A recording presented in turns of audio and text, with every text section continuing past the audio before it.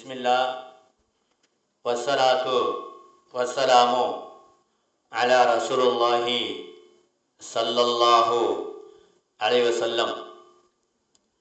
கண்ணியத்திற்குரியவர்களே, ஒவ்வொருவருக்கும் செல்வம் என்பது இந்த காலத்திலே மிக அவசியமாகும்.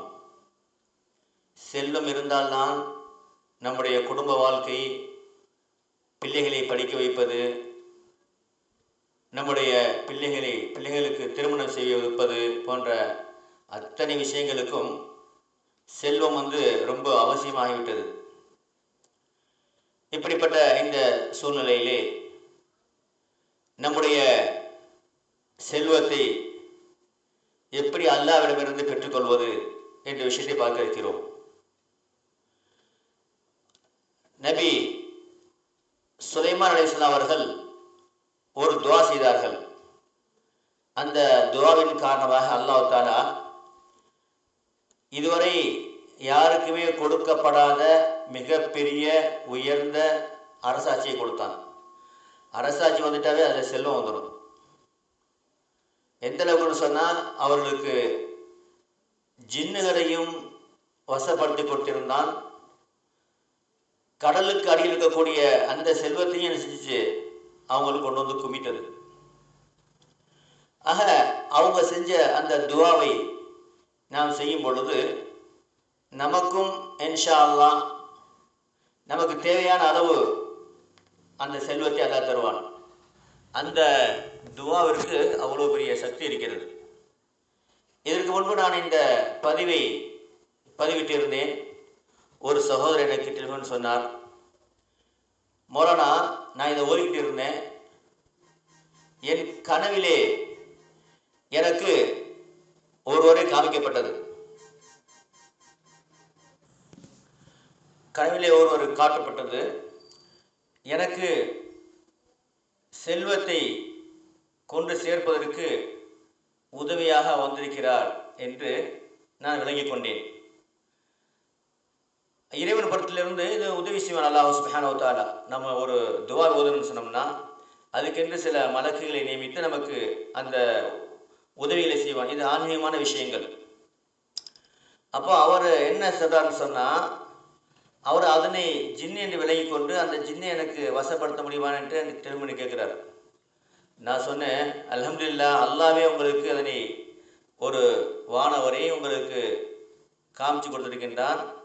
நீங்கள் வசப்படுத்த தேவையில்லை, நம்மளால் வசப்படுத்த முடியாது. சரிங்களா? அதனால் அல்லாஹ் உங்களுக்கு வருமானத்துக்கு ஏற்பாடு செய்வான், அந்த வழிகளை திறப்பான், வாசல்கள் திறக்கப்படும், நமக்கு இந்த செல்வத்துடைய வாசல் திறக்கப்படும் என்று சொன்னேன். அல்ஹம்துலில்லாஹ்னு சொன்னார். இப்போ எவ்வளோ பெரிய விஷயம் பாருங்கள். அல்ஹம்துலில்லாஹ்.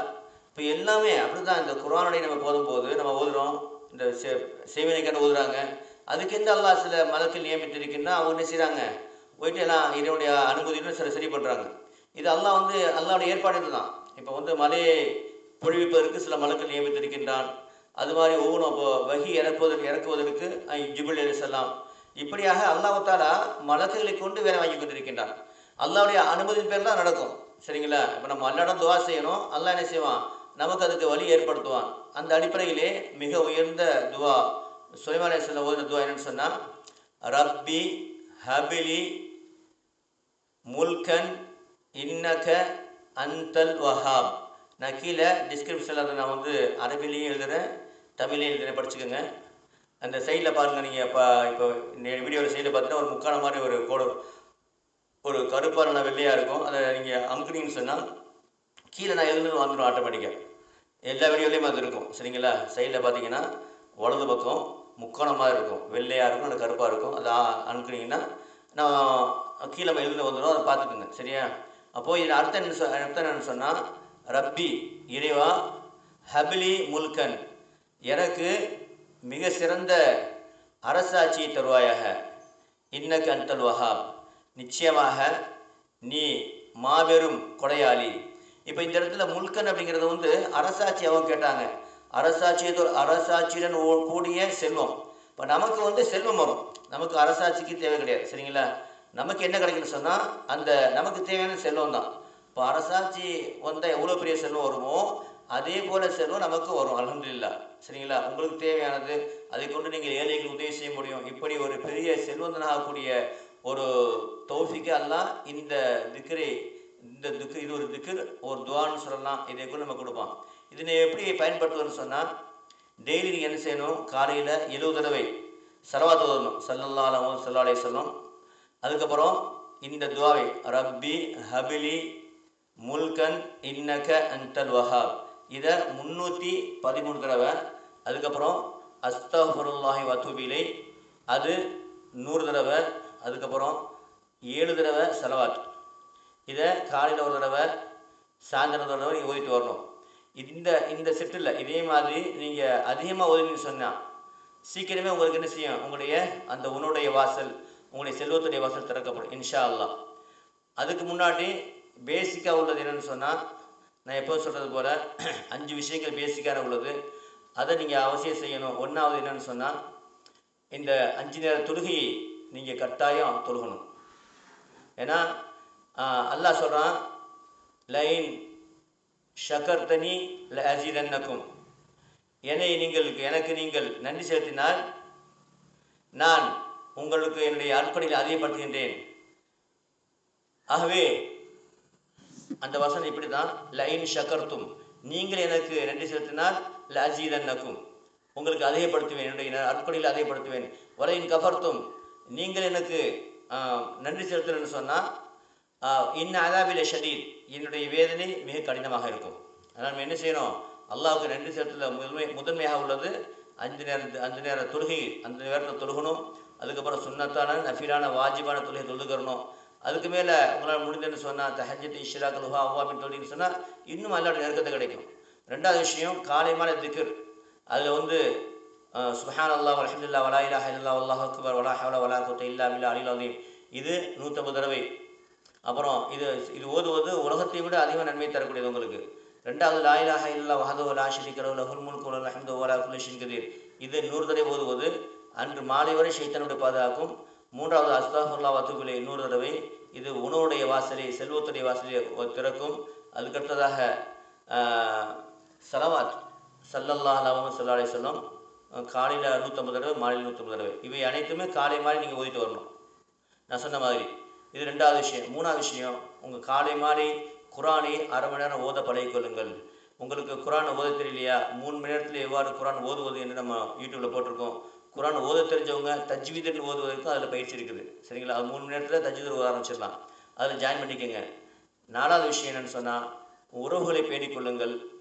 கொடுக்கல் வாங்கலை சரியாக வச்சுக்கொள்ளுங்கள்.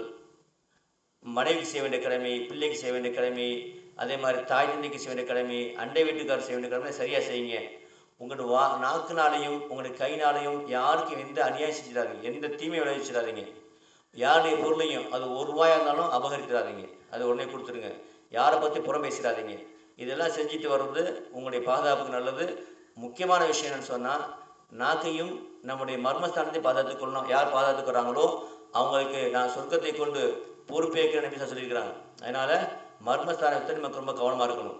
ஆகவே அன்புக்குரியவர்களே, இது 4வது விஷயம். 5வது விஷயம், முக்கியமான விஷயம் என்னென்னு சொன்னால், காலை மாலை அரை மணி நேரம் இதே திக்ருன்னு சொல்லக்கூடிய மூச்சில் செய்யக்கூடிய திக்ரு கட்டாயம் செய்யுங்க.